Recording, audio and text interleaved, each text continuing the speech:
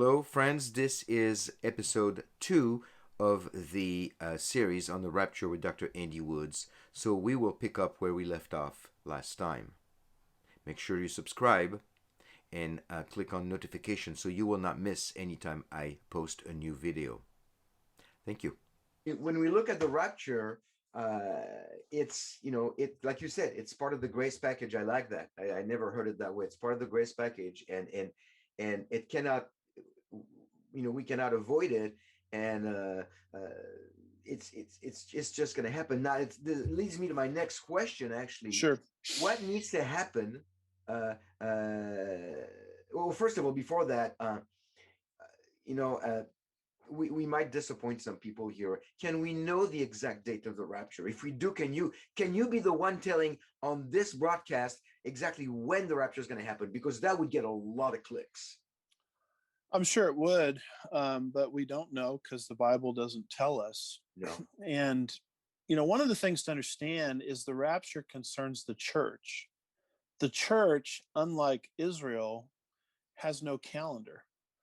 I mean, you're Jewish, you know the Hebrew calendar and the Hebrew months and the Hebrew holidays. You don't just celebrate them whenever you want. Life cycle. They come up on a calendar, and the church has no calendar.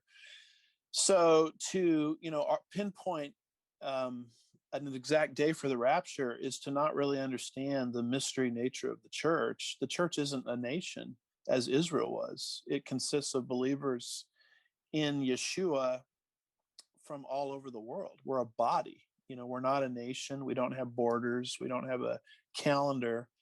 And so when people, get into this date setting, it's almost, to me, there's a more fundamental problem is they don't understand the mystery nature of the church, which is calendarless. It's timeless. Right. I mean, it's a new man entirely. So we don't have a date. We have no date.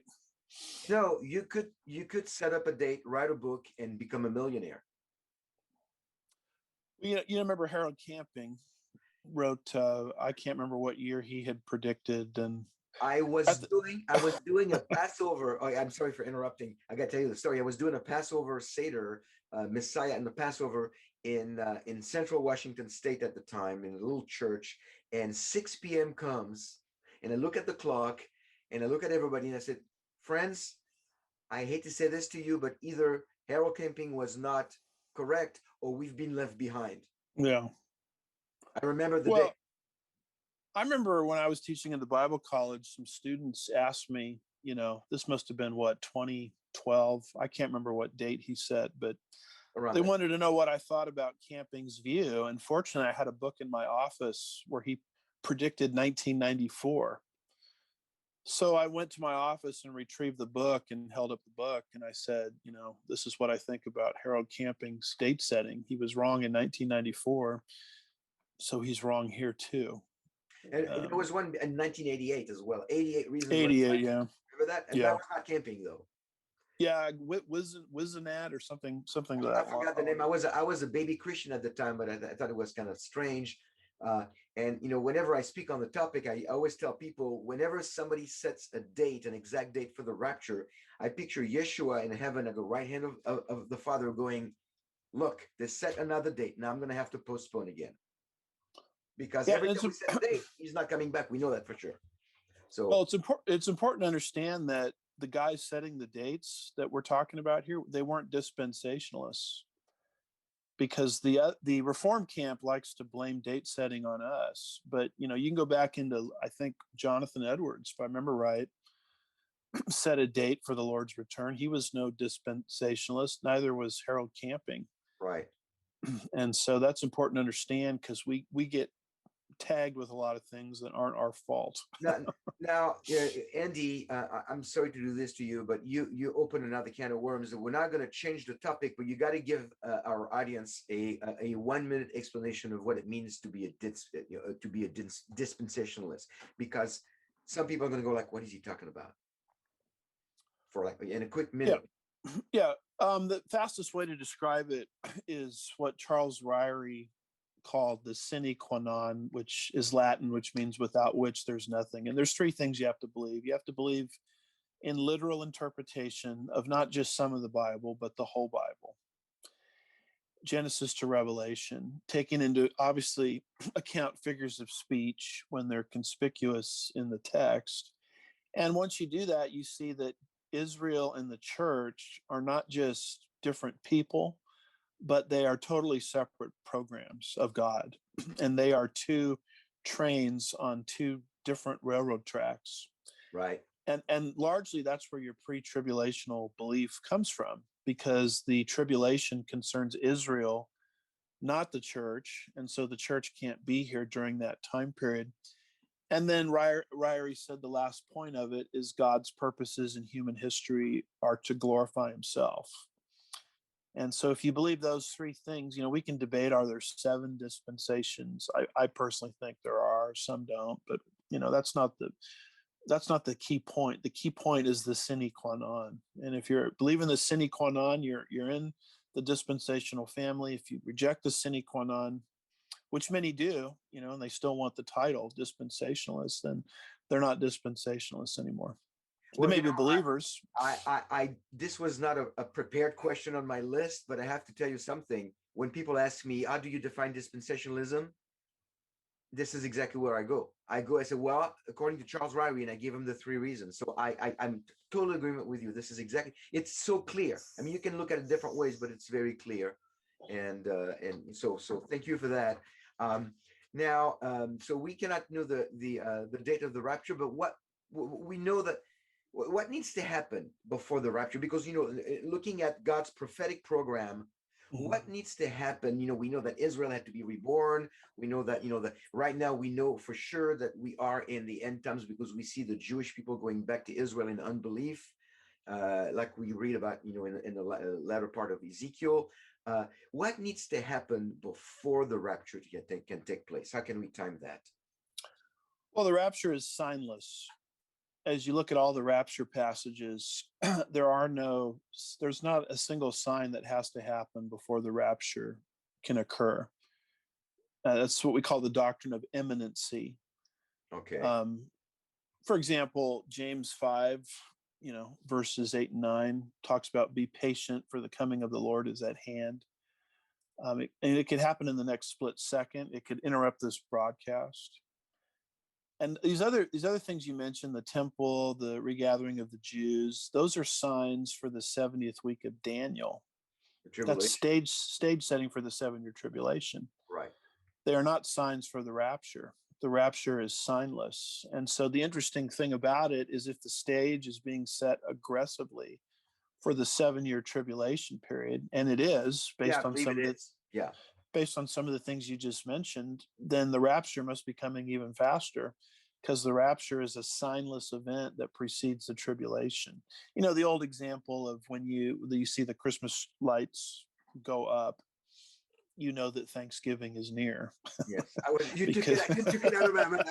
I was going to do the Christmas analogy. It's a good one. Yeah, it's a good one. It is. Yeah, absolutely. So it could happen in the middle of this broadcast, and then the tape could keep rolling, and we could be recording for a long, long time. But you and I wouldn't care anymore, because would be with Yeshua. So nothing needs to happen. Now here is I have, of course, a vested interest in my people, the Jewish people. As far as I'm concerned, I've been a believer for 37 years, and I've been in ministry for almost 30 now, one way or the other. My heart's desire, just like Paul says, is to see my people saved, and which is very hard, because my people are Jewish people are gospel resistant, so to speak, and it's hard to pierce through to get the message heard and believed in.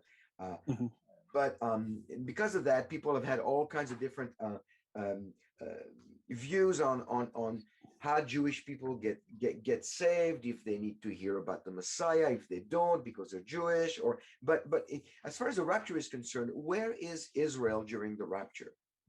I mean, Israel meaning ethnic Israel. Yeah, and of course, we want to be careful here, because we're not saying Jewish people aren't part of the church. They can be. I am. Yeah, absolutely, you are. As was the church was built on the foundations of the apostles, where we're all Jewish. Paul, who wrote more about the church age than anybody else, was Jewish. So, the church is a unique man. It consists of anybody, whether Jew or Gentile, that has trusted in the Messiah for personal salvation, that the nation's leadership rejected in the first century. And if you're part of that group, whether it doesn't matter what your nationality is, you retain your nationality, but you're part of this new body, called the body of Christ. And at the point of the rapture, that group is taken. And what's left behind is Israel in unbelief. And they nationally go through a time of unparalleled distress, which is described in Jeremiah 30, verse 7, Daniel 12, verse 1, Matthew chapter 24, verse 21. The time of Jacob's trouble. Time of Jacob's trouble. But the point of it is that they're going to be saved out of it. And it's going to be not an easy process, because Zechariah 13, verses 8 and 9 says 2/3 will be cut off. And that's a Jewish person doesn't want to think about that, because in their mind, their premise or their slogan is never again, where Hitler killed 1/3. And here the Bible is saying 2/3 are going to die. Right. And that number comes from Zechariah 13, verses 8 and 9. But the point of that time period is to put the nation under so much distress. I had a guy, the guy that led me to Christ put it this way. He said, God knocks us down so we look up. And that's what's going to happen to Israel, particularly when the beast or the Antichrist, whom they've trusted in, desecrates their temple, just like Antiochus Epiphanes did, in the intertestamental period. But these are all necessary events to bring Israel to her senses, and she will be saved. Zechariah 12, verse 10 says the Spirit, will be poured out upon her. And by the time you get to the end of the tribulation period, you have a scenario in place. And this is amazing to think about, where every single Jew on planet Earth that's alive, because 2/3 have been cut off, leaving a remnant, every single Jew will be a believer in Yeshua. That's Galatians 6:16, the Israel of God. Yes. Jewish believers. Yes. And I would even argue this, Olivier. I don't think the church is the Israel of God, the way some misteach it. Oh, no. But I think you, as a believing Jew within the church, are the Israel of God. That's the way I understand it. And yeah. And I don't say this in a superior kind of way, like, oh, I'm the Israel of God. But excuse me, it's safe to say that at the rapture, ethnic Israel is left behind, but believing Israel is taken up. Yes. So and then the group that's left behind, they're put under so much distress that by the time you get to the end of it, every single Jew on planet Earth is saved. And those who survived. The 1/3. The 1/3. And they're the ones that literally call Christ Yeshua back to the earth. Matthew 23, verses 37 through 39, to rescue them from the satanically energized Antichrist. And then the Lord returns. He rescues them. We believe in Petra. I'm sure that's your belief too. That's Arnold's belief. And then the Lord makes his way to the Mount of Olives, and he sits on David's throne. Jesus is not on David's throne now. No. But he will sit on David's throne in Jerusalem, and the 1,000-year kingdom will start, and he will fulfill every single covenantal promise at that point that he has ever made to the physical descendants of Abraham, Isaac, and Jacob. Because a lot of those promises even to this day, are largely unfulfilled. Now, do you I was going to answer your question and I forgot. It made me think of something, and it'll come back. It'll come back to you. Yeah, it'll come back, because you cover so much in your answers that it raises questions in my mind, and then I don't. Oh yeah, that's it. It came back. This is what happens with age. the it left again. The Lord, if it's important, the Lord will bring it back. Yes, it's the okay. Well, let me look at my. This is why I wrote the question. Yeah. So I Yeah. now, so Israel during the rapture. So the believing Israel will be taken, and Israel in unbelief will be left behind. Oh yeah. Do you believe? I understand it this way. It's interesting because I actually did a devotional this morning on this. Do you believe that the second advent, the second coming of Yeshua, will be in fact triggered by Israel, corporate Israel, calling Baruch haba b'Shem Adonai and calling for him to come back? So this is the trigger point. What's going to make it happen is the Jewish people going, we missed the Messiah the first time. Our ancestors missed him, but now we understand that Yeshua is indeed the Messiah of Israel, the Savior of the world, and they call him, and that's what triggers the second coming. Because a lot of people say, well, when the number of people that only God knows are saved, then Jesus comes back. Well, that's true too, but I think it's a secondary element. The primary reason why he's coming back is when Israel calls upon him, and Zechariah 12:10. Do you agree with that? Yeah, and the full number of Gentiles coming in, that's Romans 11 verse 25. Correct. That's the church. Right. The rapture will happen when the full number of Gentiles come into the church. Then you're going to have the rapture. So that's not the second coming. Yeah, that's not the second coming. Then you have the 7-year tribulation period. As you get to the end, you have a converted Israel, and they are literally the ones that are going to fulfill the condition in Matthew 23, verses 37 through 39, a condition that they didn't fulfill in the first advent. But they're going to actually acknowledge from top to bottom, even the leaders, that Jesus or Yeshua is their Messiah. You gave the Hebrew pronunciation. They're going to cite Psalm 118, verse 26, and that's literally what's going to trigger Jesus from leaving heaven to come back to rescue them from the beast and set up his 1,000-year kingdom. That's in Luke 13:35 as well. That's when is it? Mm-hmm. That, yeah. Dr. Toussaint in class put it this way. He was an expert in Matthew's gospel, which I was referencing there at the end of Matthew 23. He says you can have the whole world get saved, but if tiny Israel stays in unbelief, the kingdom can't come. And the opposite could be true. The whole world could not get saved. And if tiny Israel is in faith and fulfills that condition, then the kingdom can come. Yeah, sure. So the whole, whether the kingdom comes to the earth or not, is completely and totally riding upon Israel's response to their own Messiah.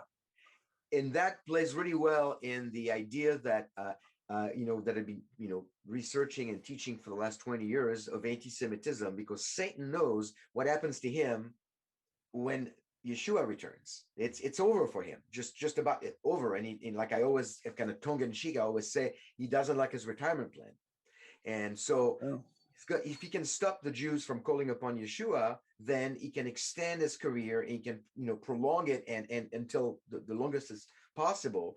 And the best way to get the Jews to not call upon Yeshua is to have the Jewish people be anti-gospel, anti-Christianity, and to have the Christian church or people within the Christian church do things that would push the Jews away. And then you have anti-Semitism in a nutshell. It becomes the explanation for anti-Semitism. Right. Because if what we're saying is true and Satan understands these verses, then his number one job would be first he worked in history to prevent the first coming. Right. And was unsuccessful. And now he's working in history to prevent the second coming because he wants to retain his authority over the earth. And what better way to do it than to, if all of these prophecies that we're speaking of are true, and Satan understands the scripture, than to wipe out every Jew on planet Earth.